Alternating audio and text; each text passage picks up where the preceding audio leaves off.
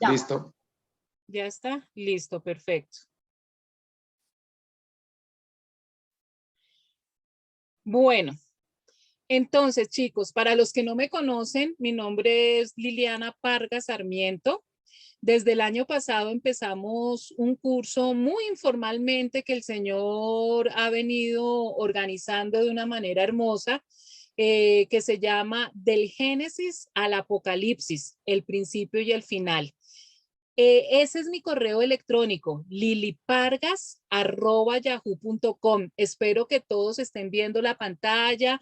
Yo les recomiendo siempre, en la medida en que puedan, traten de conectarse en un computador y no en un celular, porque en el celular ustedes no van a apreciar en su totalidad las diapositivas y es muy importante que ustedes puedan ver las diapositivas porque se puede aprender mucho más cuando la enseñanza no solamente entra por nuestros oídos, sino también por nuestra vista. Entonces, en la medida que puedan, porque sé que hay personas que de pronto están saliendo de sus trabajos y les toca empezar a conectarse en los celulares, pero en la medida que puedan, por favor, conéctense desde sus computadores para que tengan acceso a la pantalla. Y entre más grande sea la pantalla, pues más jugo le van a sacar a la enseñanza, más provecho, más van a aprender. Entonces, mi correo, lilipargas@yahoo.com. Cualquier pregunta, cualquier comentario que me quieran hacer, por favor, a través del correo. Ya saben, si tienen alguna pregunta en la clase de hoy, por favor, pónganla en el chat para que Yvonne, que es la encargada, ella es la que me interrumpe para contestar la pregunta. ¿Listo? Entonces, vamos a dar comienzo al seminario de este año. Como les decía al principio, vamos para la segunda temporada. Para los que no saben, este curso lo empezamos el año pasado, todo el año, hasta de febrero a noviembre, estuvimos estudiando el Antiguo Testamento. Pero en esta segunda temporada que comienza hoy, voy a hacer un pequeño repaso, como toda buena temporada que empieza, un repaso de los capítulos anteriores. Entonces, ustedes saben, chicos, que los seres humanos aprendemos a base de repetir. Es la mejor manera de que nosotros aprendemos, cuando nos repiten las cosas. Micrófonos, por favor. Entonces, para las personas que ya saben este tema, es para que recuerden. Necesitamos recordar. Y para las personas que lo van a ver por primera vez, pues para que aprendan. Entonces, todos vamos a salir beneficiados. Todo comienza con Dios. Y aquí yo me imagino que alguna que otra persona va a decir, no, ¿cómo así? Yo no creo en Dios, Dios no existe. Pero voy a demostrarles, no a través de la fe, yo todavía no voy a hablar de fe. Yo quiero que ustedes utilicen el sentido común y que utilicen la lógica y la razón. Ahora, para los que no tienen ningún problema con la existencia de Dios, que creen en Dios, estos tips, todo lo que vamos a hablar aquí al principio, les van a servir a ustedes cuando se encuentren con personas que tengan problemas con la existencia de Dios. Entonces es una manera muy fácil para poder tener una conversación con estas personas y hacerlas caer en cuenta que definitivamente Dios sí existe. Todo comienza con Dios. Entonces simplemente podemos decir que hay dos grandes grupos dentro de la humanidad, los que no creen en Dios y los que creemos en Dios. Hay esos dos grupos. Infortunadamente podríamos decir que hoy en día el grupo de los que no creen en Dios es mucho más grande de los que creemos en Dios. Este grupo de los que no creen en Dios los llamamos ateos, ¿no es cierto? Pero yo les voy a demostrar ahorita de una manera muy sencilla que si nosotros queremos ser felices en nuestra vida, que es lo que anhelamos todos los seres humanos, siempre estamos en busca de la felicidad, estamos en busca de sentir paz, de sentir gozo. El mejor grupo en el que nosotros podemos estar es en el grupo de los que creemos en Dios. El grupo de los ateos, de los que no creen en Dios, tienen todo por perder y se los voy a comprobar en este momento. utilizando la lógica y la razón, no la fe. De la fe hablamos más adelante. Me imagino que han oído hablar de este personaje, se llama Blaise Pascal. Él nació en Francia en el año 1623 y murió en el año 1662. Resulta que don Blas fue un matemático, un físico, un filósofo, un escritor, tenía tenía muchos títulos. Era un genio de su época, era muy respetado, era muy reconocido porque realmente trajo muchos avances a la humanidad y fue un personaje con una autoridad grandísima en su época y todavía a nivel científico y a nivel intelectual es uno de los personajes que más se estudian por todos los aportes que trajo a la humanidad. Pues con este currículum de este personaje, cualquier cosa que él dijo o casi cualquier cosa que él dijo, pues es para tener en cuenta, ¿no es cierto? Para analizar, porque era una mente brillante, un intelectual. Ustedes saben que ser matemático, físico y filósofo a la vez es porque se tiene pepa, se tiene cabeza. Y de tantas frases que él dijo, hermosas y súper de un aprendizaje para que nosotros tengamos un aprendizaje total, esta frase es importante para poder apoyar lo que les enseñé hace un segundo, de que todo comienza con Dios. Blas Pascal dijo, es mejor creer en un Dios que no existe que no creer en un Dios que existe. ¿Qué quiere decir esto? Ya les dije que hay dos grupos, el grupo de los que no creen en Dios y el grupo de los que creemos en Dios. Y este genio nos está diciendo que si tú quieres estar en el equipo ganador, es mejor estar en el equipo de los que creemos en Dios. ¿Por qué? Porque si Dios no existe, pues no pasa nada. Pero si Dios sí existe, lo vas a lamentar toda la eternidad. ¿Sí la captas? ¿Sí entiendes? Si tú vives tu vida proclamando y autocreyendo que Dios no existe, al final, si es todo lo contrario, si Dios sí existe, pues tu pérdida va a ser total. Mientras que si crees en Dios y al final Dios no existe, no vas a perder nada. Entonces, es mejor creer en un Dios que no existe que no creer en un Dios que existe. Porque si no existe, no pasa nada. Pero si existe, lo vas a lamentar toda la eternidad. Entonces, simplemente por lógica, si quieres estar en el equipo ganador, es mejor creer que Dios existe. Ahora, es muy diferente cuando uno dice, pero es que si Dios existe, ¿por qué hay tanta injusticia? ¿Por qué los niños se mueren? Ah, es que eso no interfiere con la existencia o no existencia de Dios. Tú estás en contra o no entiendes, es la manera como actúa Dios, pero no de su existencia. Entonces, aquí con esta frase ya podemos concluir que definitivamente la conferencia.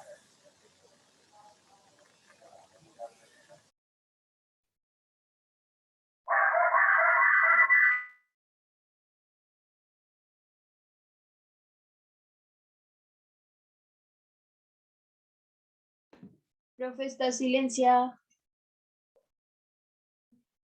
Liliana, se silenció tu micrófono.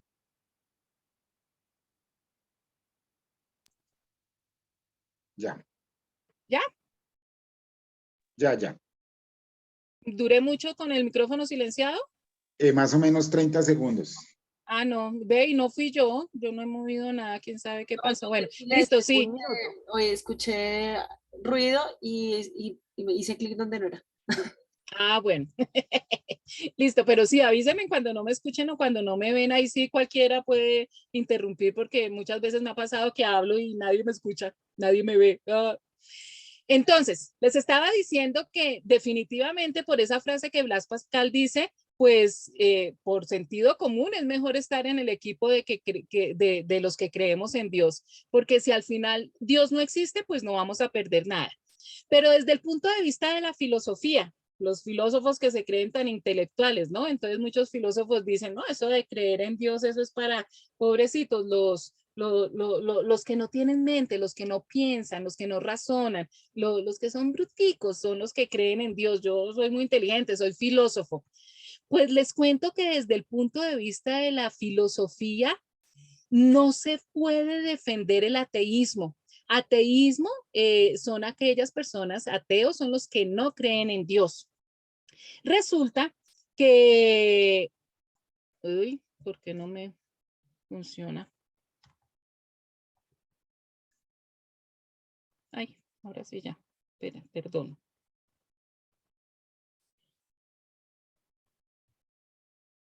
No me está funcionando ¿el qué? El icono del centro, el verde, compartir, es que está abierto y no lo estás utilizando. Me dice, estás compartiendo la pantalla, pero no me está funcionando el que me deja pasar.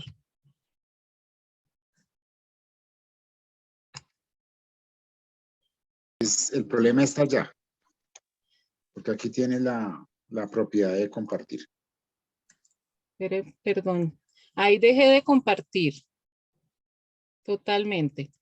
Vuelvo a compartir. Ahora sí.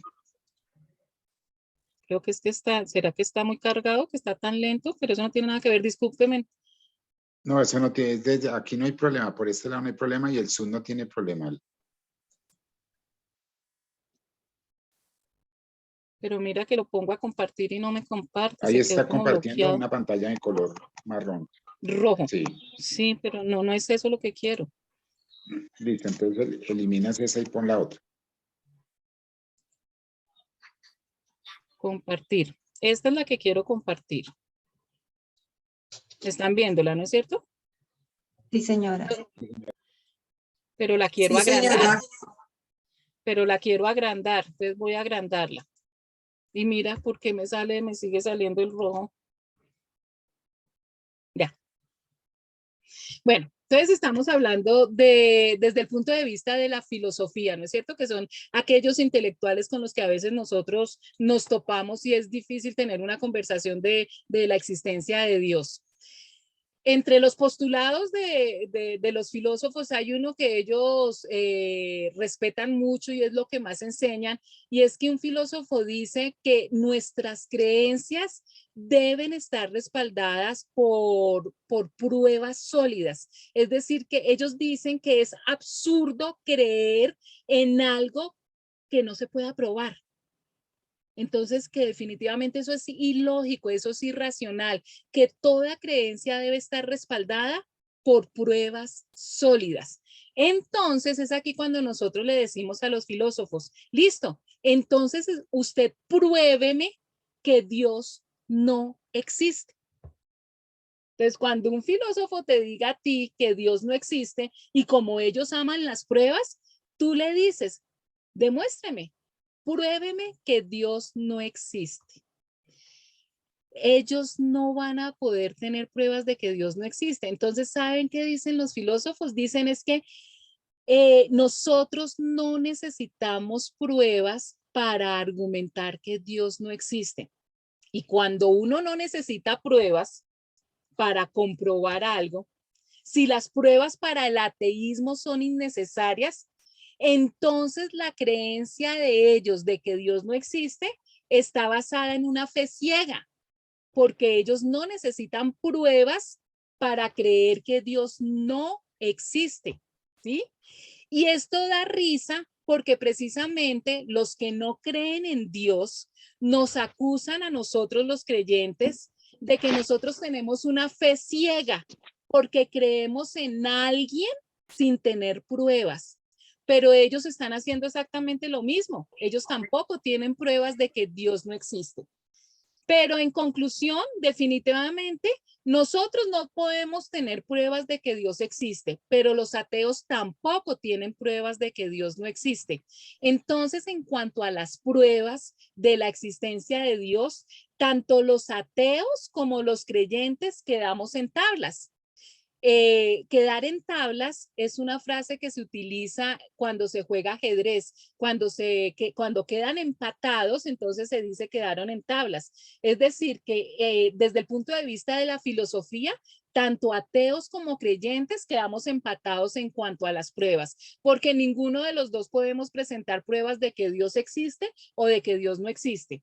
Pero en cuanto a las evidencias, definitivamente en este campo, las evidencias se acumulan cada vez más a favor de la existencia de Dios y de la veracidad del cristianismo. Es decir, que cada vez más cuando se descubre algo y se ponen evidencias, se muestran evidencias, siempre se termina con esta frase célebre: y la Biblia tenía razón.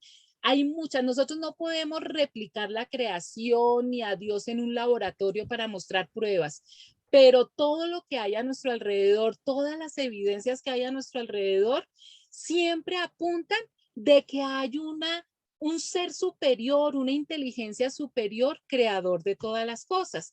Entonces, la filosofía no puede defender el ateísmo.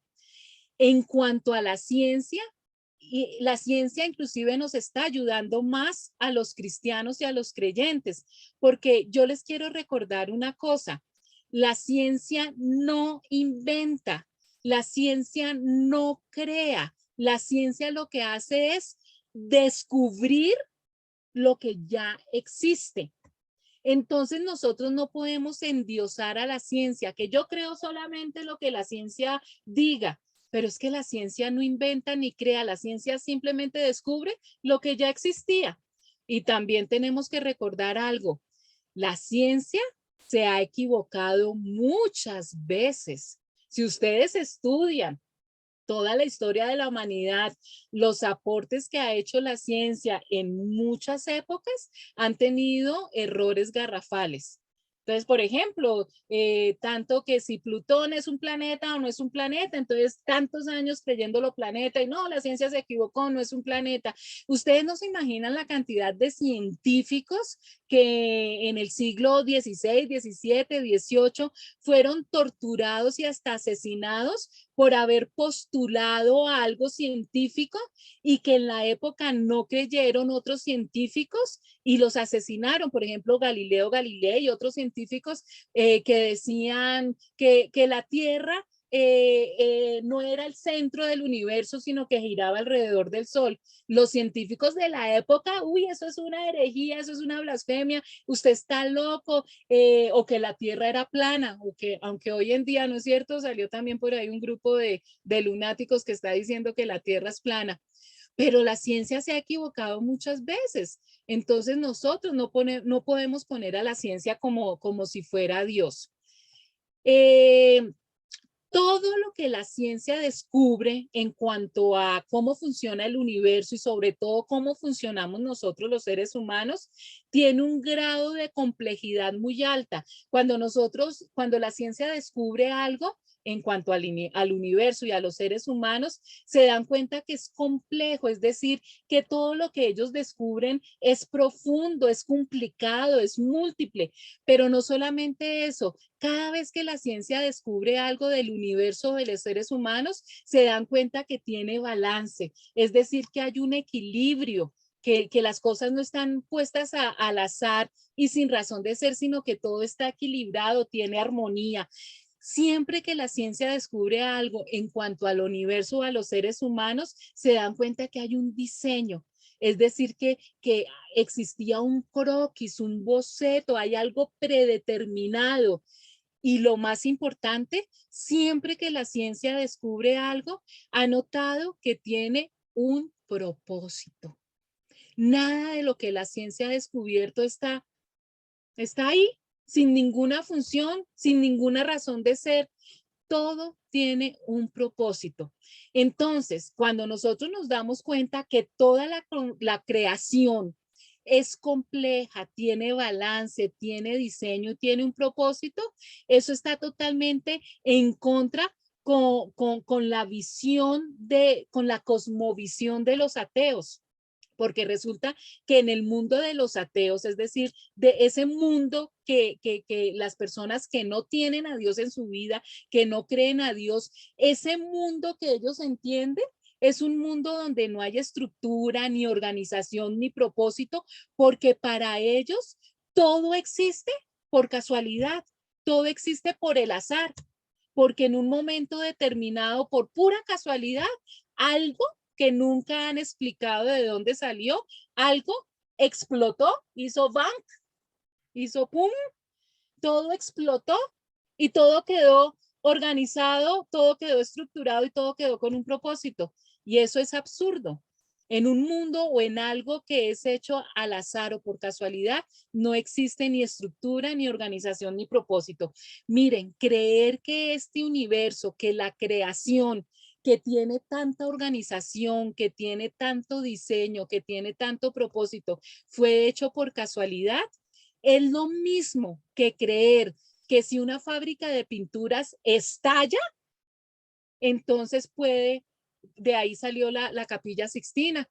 Entonces, es exactamente lo mismo, da risa. Entonces, pensar, uy, mire, estos dibujos, este arte, estas pinturas fueron el resultado porque la fábrica de pinturas de la esquina estalló. Exactamente igual es lo que piensan, que todo lo que nosotros tenemos a nuestro alrededor fue hecho por una explosión, que fue hecho por casualidad. Eso es absurdo. Por eso decimos, científicamente es absurdo creer que detrás de la creación no hay un ser superior a nosotros en inteligencia y en todas las áreas que nosotros llamamos Dios. Entonces, y antiguamente, a medida que la ciencia avanza, descubre más y más cosas que nos comprueban que definitivamente hay un diseñador inteligente en la creación. Entonces ya está mandado a recoger definitivamente las personas que no creen en Dios, es porque les falta mucho estudio en todas las ciencias, en todas las áreas, porque definitivamente lo que nosotros tenemos a nuestro alrededor no pudo haber surgido por el azar, por la casualidad. Simplemente mirar cualquier órgano de nuestro cuerpo, cómo funciona un ojo, cómo funciona el corazón. Fíjense en que por más que ha avanzado la ciencia y que han tratado de replicar partes del cuerpo, no se ha podido replicar totalmente al ser humano porque la complejidad es grande. Entonces, definitivamente es absurdo pensar que todo fue hecho por la casualidad. Hay un Dios detrás de toda la creación. Ahora, el ateísmo, a mí no me dejan ver mis diapositivas, en Meet no me pasaba eso, no me deja ver las frases de arriba, me tapa parte de la pantalla. No se ve, Jaimito. ¿Perdón? ¿Alguien estaba haciendo alguna pregunta? No, señora, se abrió el micrófono, pero ya está cerrado. Lilianita, yo lo veo bien. Ustedes ven bien, a ustedes no les tapa nada, ¿no es cierto? No, señora, la filmina. Bueno, listo. No, señora. El ateísmo es éticamente insostenible. Si nosotros nos vamos, ya hablamos de la filosofía, ¿no es cierto? Que a través de la filosofía es imposible no creer en Dios, que a través de la ciencia es imposible, es absurdo no creer que haya un diseñador inteligente. Y si nos metemos con la ética, también es insostenible el que no exista un Dios. Si Dios no existe, ¿quién determina lo que es bueno y lo que es malo? Si no hay Dios, pues lógicamente, ¿a quién le corresponde decir qué está bien y qué está mal? Pues los ateos dicen que a nosotros, que los mismos seres humanos somos los que decidimos qué está bien y qué está mal, porque no existe un Dios. Y resulta que definitivamente la historia nos ha comprobado que nosotros somos malísimos en eso. Todo lo que tiene que ver con la ética, con la moral, con los valores, los seres humanos nos rajamos en esa área. Porque figúrate que dentro de la ética, dentro de los valores, dentro de la moral, interfieren nuestras emociones y nuestros sentimientos. Entonces, cuando una persona dice que para ella está bien tener relaciones sexuales con un niño, pues si nosotros mismos somos los que decidimos lo que está bien y lo que está mal, pues la persona que diga que para él está bien tener relaciones sexuales con un niño, pues está bien, porque no hay ninguna persona superior que nos dé un parámetro para decirnos lo que está bien y lo que está mal, si solamente somos nosotros los seres humanos los que decidimos eso. Y eso es absurdo, ¿no es cierto? Porque hay que tener dos dedos de frente para creer que eso es correcto, tener relaciones sexuales con un bebé. Pero hay personas que creen eso, pero ellas están mal. ¿Y cómo sabemos nosotros que está mal? Porque hay un ser superior moralmente, en ética y en valores, que nos dice que eso está mal. Y en la historia de la humanidad hemos comprobado todos los errores que cometemos los seres humanos, las guerras que han existido y que hay todavía, la decadencia moral que vemos en esta crisis final que está teniendo la historia de la humanidad. Entonces, definitivamente nosotros los seres humanos no podemos decir que está bien o que está mal, porque eso es susceptible, subjetivo, y depende de cada ser humano. Entonces, esto es una locura lo que está ocurriendo hoy en día. Nosotros necesitamos un ser superior que nos diga lo que está bien y lo que está mal. Y ese ser es Dios. Por eso existe Dios. Dios es el que nos da esos parámetros para saber qué está bien y qué está mal, porque definitivamente los seres humanos nos rajamos en esa materia. Ahora, el ateísmo no nos satisface intelectualmente en todas esas preguntas que nosotros tenemos. Los seres humanos siempre tenemos esas dudas de dónde venimos y para dónde vamos. ¿Por qué existe algo en vez de nada? ¿De dónde proviene la vida? ¿Cuál es el propósito de mi existencia? Todos los seres humanos tenemos esas dudas. La filosofía no nos da respuesta a esas dudas. La ciencia no nos ha respondido todas estas preguntas porque los seres humanos seguimos buscando la felicidad, seguimos buscando algo, estamos en un constante buscar porque nos sentimos vacíos, porque todos esos sistemas no nos han dado respuestas. Pero ¿saben que sí nos da una respuesta satisfactoria a todas esas dudas si hay un micrófono prendido? El teísmo, es decir, creer en Dios, porque es Dios, es el único que nos provee la explicación de por qué existe el universo. Dios provee las respuestas o la explicación de el orden altamente complejo del universo, y Dios provee la explicación de la existencia de la moralidad absoluta. Y todas esas respuestas, todas esas preguntas que nosotros tenemos, las respuestas las tenemos en un manual de instrucciones que Dios nos dejó. Así como todos los seres humanos que inventan algo, hacen un manual de instrucciones para que la gente que utilice ese invento lo utilice de la manera adecuada. Si ustedes compran un celular, un mueble modular, viene con sus instrucciones. Pues Dios también, al crear todo el universo y al crearnos a nosotros, nos dejó un manual de instrucciones para la vida. El problema es que la gente no lee el manual de instrucciones, por eso es que funcionamos tan mal, porque no leemos el manual de instrucciones. Y ese manual de instrucciones para la vida es precisamente la Biblia. Y por eso es la razón de nuestro curso. Vamos a aprender entonces a cómo debemos manejar ese manual de instrucciones, cómo debemos manejar la Biblia. La Biblia es un libro único. Eso lo estudiamos el año pasado. Y debemos estudiar la Biblia de una manera ordenada. Dios es un Dios de orden. Y la Biblia no se estudia como cualquier otro libro, sino que tiene una manera, un lineamiento que nosotros debemos seguir para estudiarlo y para poderlo entender. El estudio de cómo debemos nosotros entender los diferentes versículos y pasajes de la Biblia se llama hermenéutica.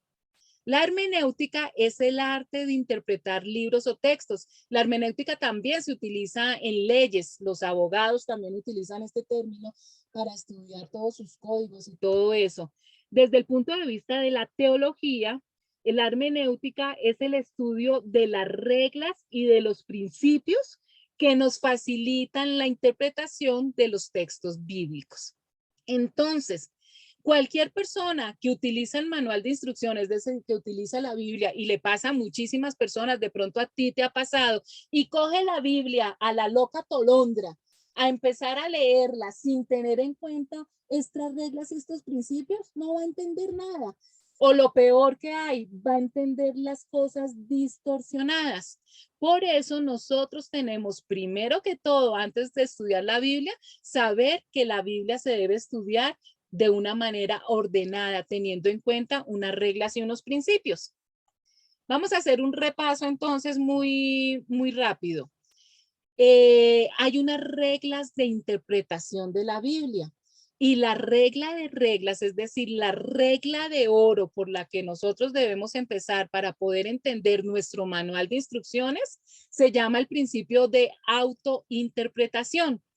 Este principio declara que la Biblia es su propia intérprete, es decir, que nosotros debemos dejar a la Biblia interpretarse a sí misma. Si tú no entiendes un pasaje o un versículo de la Biblia, en algún otro libro, alguna otra parte de la Biblia, nos van a explicar ese versículo. Entonces, siempre la misma Biblia nos explica la Biblia. Esta es la regla de oro. Nosotros no tenemos que acudir a otros libros externos para poder entender la Biblia. La misma Biblia nos da las explicaciones. Pero hay que tener en cuenta los contextos. Las personas que ya llevan mucho tiempo en el cristianismo, que ya han hecho muchos estudios, pues saben esto. Pero yo les quiero recordar a ustedes que cuando ustedes evangelicen, cuando ustedes llevan la palabra de Dios a otras personas, tienen que empezar también a enseñarles estos principios para que ellos empiecen a estudiar el manual de instrucciones como debe ser.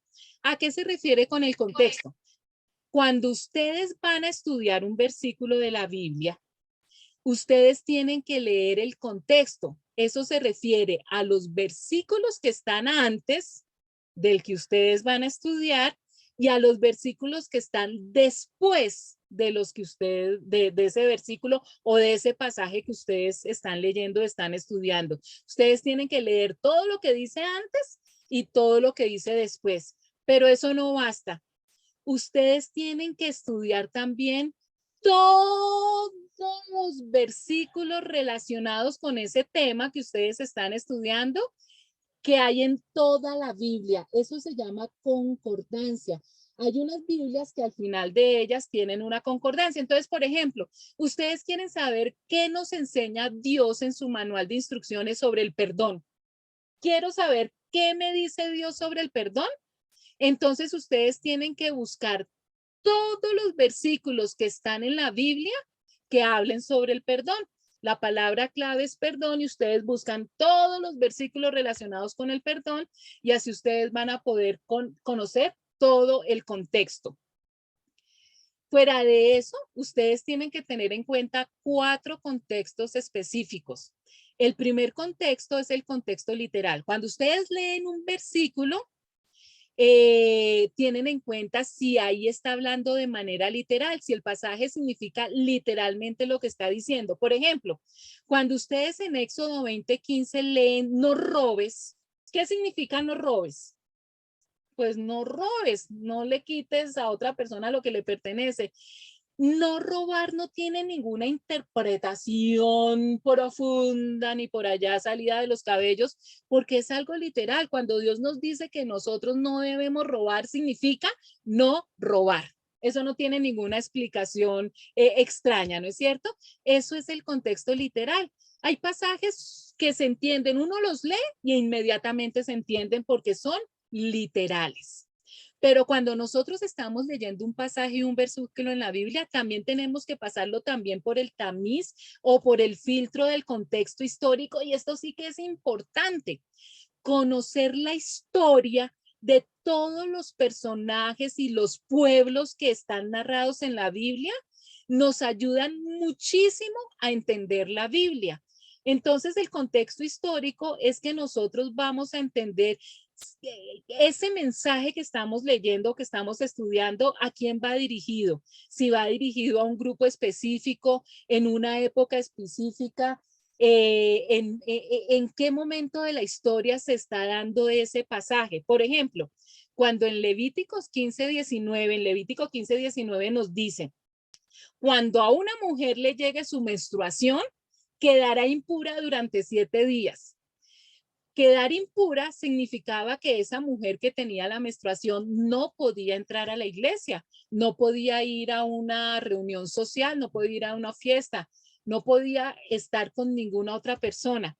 Entonces, nosotros tenemos que analizar en qué época de la historia se dio esa orden para saber si se aplica a nuestra época actual. Entonces, cuando nosotros estudiamos Levítico, que lo hicimos el año pasado, aprendemos que eso fue una orden dada a Moisés cuando el pueblo de Israel estaba dando vueltas en el desierto, donde no había alcantarillado, donde no había medios higiénicos favorables, no existían las toallas higiénicas en esa época, no se había inventado el antibiótico. Entonces hay una cantidad de reglas, sobre todo en Levítico, que es para evitar que hayan infecciones y epidemias por el momento histórico que se estaba viviendo. Entonces, si nosotros cogiéramos este pasaje de manera literal, ustedes se imaginan uno entrando a la iglesia y un hombre o una mujer en la puerta de la iglesia preguntándonos a las mujeres si tenemos la menstruación. Ah, no, si tiene la menstruación, qué pena, pero usted no puede entrar a la iglesia. Esto no es aplicable en el día de hoy. Esto era aplicable en esa época, para ese grupo específico y para esa época específica. ¿Sí se dan cuenta? Lo importante que es conocer el contexto histórico. Entonces, primero, el contexto literal. Segundo, el contexto histórico. Son 4. Tercero, el contexto simbólico. Es cuando nos hablan a través de alegorías o de comparaciones. Entonces, aquí nos está hablando, es totalmente lo opuesto al literal. Nos están hablando con símbolos, con alegorías. Miren este ejemplo, está en Apocalipsis capítulo 12, versículo 15, dice, la serpiente persiguiendo a la mujer arrojó por sus fauces agua como un río para que la corriente la arrastrara. Si nosotros cogemos este versículo literalmente, ¿ustedes qué se imaginan cuando leen este versículo si lo tomaran literalmente? Pues que una serpiente gigante está botando agua por la boca y una pobre mujer está corriendo, pero ese chorro de agua la arrastró, ¿no es cierto? Si nosotros tomáramos literalmente, pues eso es lo que significa este versículo. Pero entonces nosotros sabemos ahora, sobre todo en el Apocalipsis, se maneja mucho el contexto simbólico. Y poco a poco, cuando uno va estudiando la Biblia, la misma Biblia nos enseña que cuando se está hablando de serpiente, se trata de Satanás. Que cuando está hablando aquí en Apocalipsis de la mujer, está hablando de la nación de Israel. Y cuando está hablando de aguas como un río, está hablando de ejércitos. Entonces, este versículo lo que nos está enseñando es que Satanás va a incitar a que personas formen ejércitos para atacar a Israel. ¿Sí ven la diferencia? Si lo cogiéramos literalmente, entonces eso le pasa a muchas personas cogen la Biblia y sobre todo si leen el Apocalipsis de primerazo, pues quedan locas, no entienden absolutamente nada, porque no saben estas reglas o principios para interpretar la Biblia. Y esto se aprende poco a poco. Entonces, el último contexto, el cuarto contexto que tenemos en cuenta es el contexto virtual. El mensaje da una enseñanza personal e individual a los que estudian la Biblia. Nuestro Dios es un Dios personal. Cuando tú lees la Biblia, da un mensaje para el mundo entero, pero Dios habla contigo a través del manual de instrucciones. Dios habla contigo a través de la Biblia. Por eso, cuando tú lees la Biblia, también tienes que aprender a escuchar la voz de Dios a través del pasaje o los versículos que tú estás estudiando, porque Dios te habla de una manera particular a ti y lo que te enseña a ti es diferente a lo que le enseña a otra persona. Entonces, en resumen, para nosotros poder estudiar correctamente la Biblia, debemos tener en cuenta los contextos. Debemos estudiar todos los versículos que están antes del versículo que estamos estudiando, todos los versículos que están después del versículo que estamos estudiando, todos los versículos relacionados con el tema que estamos estudiando en toda la Biblia y tener en cuenta la regla de oro que la misma Biblia nos explica la Biblia y los 4 contextos. El contexto literal, el contexto histórico, el contexto simbólico y el contexto virtual. ¿Sí ven? Son hartas cositas, ¿no es cierto? Eso no es tan fácil. O sea, como muchas personas piensan, yo solito hago. No, Dios es un Dios de orden. Y de todo esto que se los estoy dando muy rápido y que esto se estudia más profundamente en los institutos bíblicos de las diferentes iglesias, se saca una frase famosa que tenemos en las iglesias evangélicas y es que un texto fuera de contexto es puro pretexto. ¿Qué quiere decir esto? Cuando una persona no tiene en cuenta todo lo que vimos anteriormente, puede interpretar un versículo o un pasaje de la Biblia de una manera totalmente incorrecta. Y de ahí es que salen las sectas y salen las falsas religiones y salen las malas enseñanzas y las doctrinas falsas, porque sacan los textos del contexto y llegan a conclusiones erradas y empiezan a enseñar cosas que son mentira o cosas que son incorrectas, cosas que son falsas. Entonces, hay que tener orden para todo lo que tiene que ver con Dios, incluyendo estudiar su manual de instrucciones. Fuera de eso, para que estén tranquilos, yo sé que muchas personas, incluyendo cristianos, desconfían del manual de instrucciones, desconfían de la Biblia, y una de las frases favoritas es que la Biblia ha sido manipulada por los hombres. Yo no creo que la Biblia sea palabra de Dios, porque eso los hombres han metido y han quitado cosas y han ocultado cosas y le han cambiado. Pues yo les quiero decir que primero que todo, la Biblia, siendo el manual de instrucciones que Dios nos dejó, pues Dios tiene todo el poder para haberlo preservado y cuidado durante toda la historia de la humanidad. Él nos da dentro de la misma Biblia, nos da en 2 versículos diferentes la promesa de que Él protege la Biblia para que no sea manipulada. Y cuando alguien trata de sacar un texto del contexto o empezar a enseñar mentiras, Él siempre manda personas para que enseñen la verdad, porque Dios protege la Biblia. Ahora, desde el punto de vista humano, la Biblia ha pasado por todos los filtros que ustedes se imaginan para demostrar que no es falsa. Ustedes no se imaginan la cantidad de enemigos que tiene la Biblia. Y durante toda la historia de la humanidad, ustedes también, los que han estudiado historia, saben que durante muchas épocas siempre han tratado de acabar con la Biblia. Le dicen a la gente que enloquece, han tratado de quemarla, de prohibirla, en fin, de desaparecer la Biblia. Entonces, a la Biblia también se le han aplicado todos los principios de historiografía. La historiografía son todas esas pruebas que se usan para determinar la autenticidad de un documento. Todo documento histórico, todo documento importante pasa por pruebas historiográficas para saber si es auténtico o no es auténtico. Y la Biblia ha pasado por todas las técnicas y todos los métodos que existen, han pasado por la Biblia para describir los hechos históricos, para saber si todo lo que ha acontecido y todo lo que ha registrado es verdad. Y todos los principios que se le han aplicado a la Biblia han dado los resultados correctos. En ningún momento se ha descubierto que la Biblia dice una fecha o una ciudad que no existe, una fecha que no existe. Al contrario, muchos arqueólogos, antropólogos, historiadores que verdaderamente son profesionales y serios, utilizan la Biblia como uno de sus textos base para poder ejercer su profesión. Entonces, la Biblia tiene toda la autoridad, porque durante todos estos años del Nuevo Testamento han pasado 2000 años. Ninguno ha logrado socavar la autoridad de la Biblia. Todo se puede comprobar. Entonces, no se dejen creer que la Biblia entonces ha sido manipulada. Les voy a poner un ejemplo pequeñito para que algo tenga autoridad, para que sea creíble.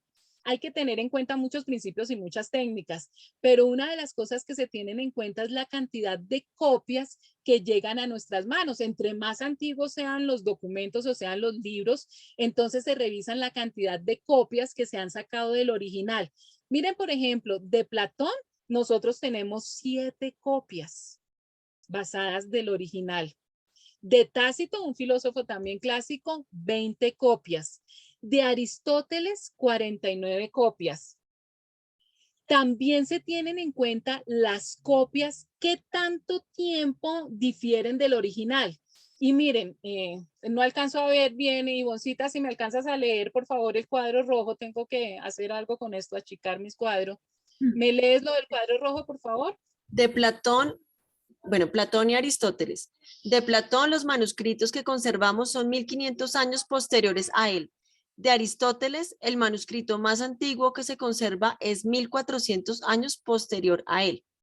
Del historiador romano Tácito, posterior a Cristo, muere en el año 120.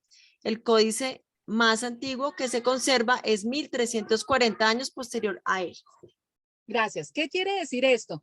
Que cuando Aristóteles escribió algo, se sacaron 49 copias basados en ese original y se sacaron 1400 años después de haber escrito el original. ¿Quieren saber las estadísticas del Nuevo Testamento? Se tienen 24.600 copias 30 años después de haber ocurrido los hechos. Quiero que comparen estas cifras. Ustedes sí saben que Aristóteles, Platón, Sócrates vivieron 500 años antes de Jesucristo. 500 años antes de Jesucristo. ¿Y ustedes alguna vez han oído que alguien haya puesto en duda la existencia de Platón o de Aristóteles? ¿Ustedes sabían que Sócrates no escribió nada? El único que habla de Sócrates es Platón. Platón también habló de la Antártida. Y el único que nombra a Sócrates es Platón. Pero jamás en la vida alguien ha puesto en duda de que Sócrates haya existido. O que el Platón haya escrito diálogos o los libros de Aristóteles.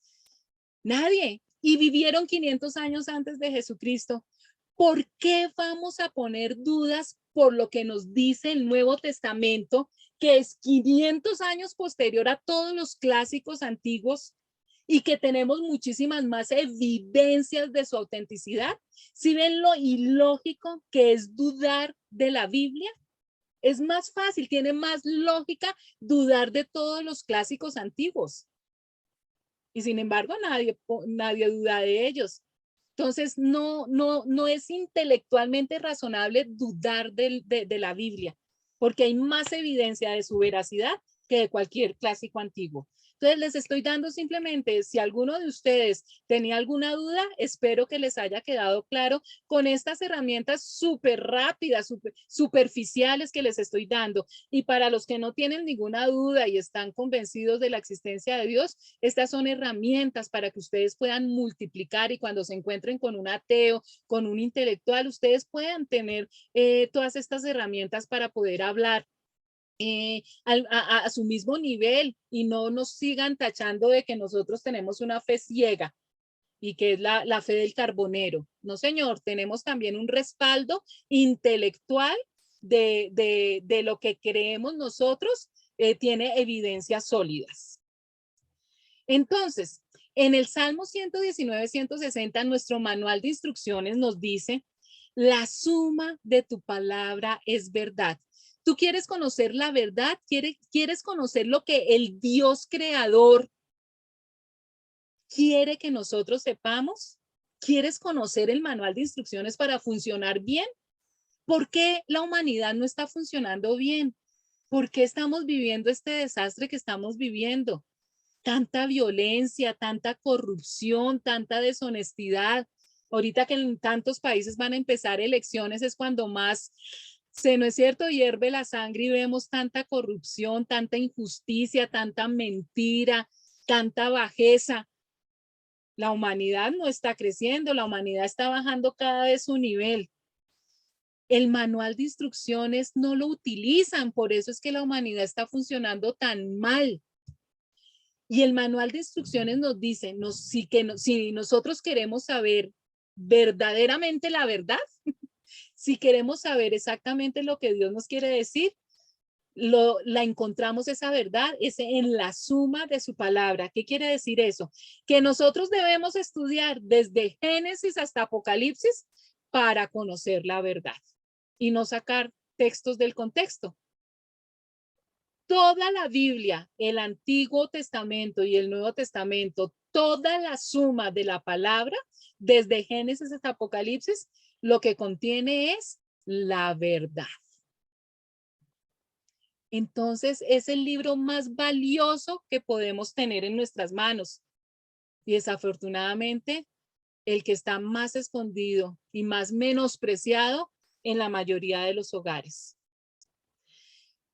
Y para terminar este tema de la existencia de Dios y del manual de instrucciones, les recuerdo a los que ya saben y a los que no sabían cómo nos da las instrucciones Dios en el manual. Dios quiere que nosotros nos acerquemos a Él de una manera sincera. Y Él ha puesto su mensaje de una manera no convencional. Si tú quieres aprender sobre un tema que habla Dios sobre el trato a los padres o el matrimonio o la santidad, cualquier tema que tú quieras escoger, porque de todos los temas habla la Biblia, sobre las finanzas, sobre cómo manejar el tiempo, cualquier tema, la salud. Él no nos puso los temas ordenaditos, cada tema en un libro, sino que él distribuyó dentro de toda la Biblia, dentro de todo el manual de instrucciones, distribuyó todos los temas.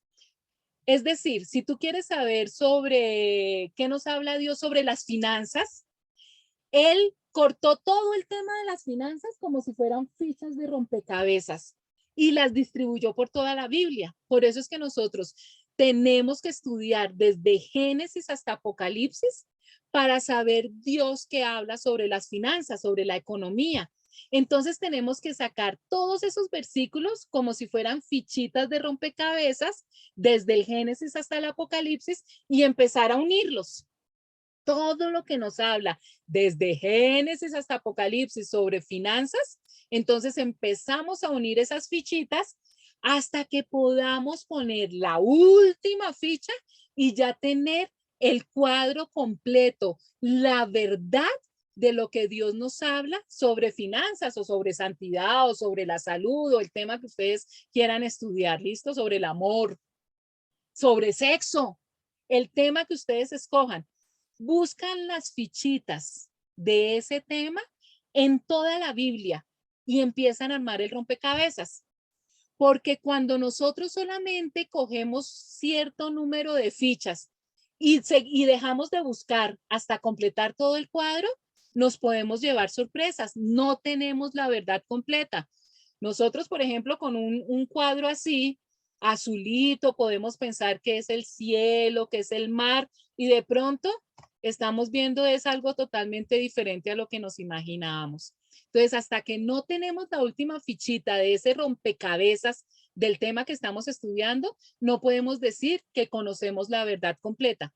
¿Saben cuál es la ventaja y la bendición, chicos? Que a estas alturas de la vida, 2000 años después de que ya se ha completado, que tenemos la Biblia, pues ya han existido teólogos, instrumentos de Dios, personas escogidas por Dios que nos han ayudado en esto y ya han buscado todas las fichas y sí podemos encontrar entonces ya todos los temas organizados de tal manera que para nosotros ya no tenemos que buscar ficha por ficha porque sí podemos ya encontrar estudios completos sobre los diferentes temas.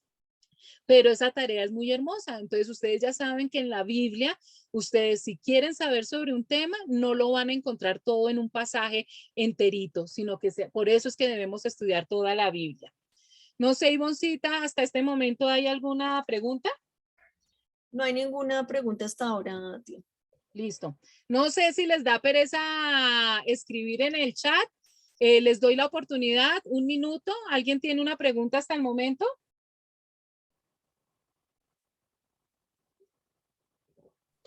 No, es que no. Listo. Sí, Lili. Buenas Dime. tardes, ¿cómo están? O Bueno. sea, que la mejor forma de interpretar la Biblia es empezar leyéndola desde el Génesis hasta el Apocalipsis.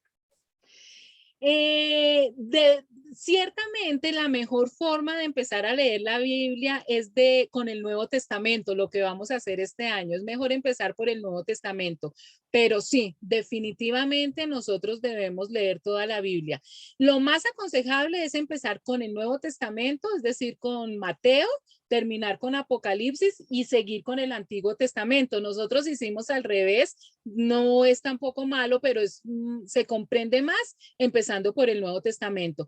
Pero definitivamente la idea es leer toda la Biblia. Ahora, chicos, pongan atención.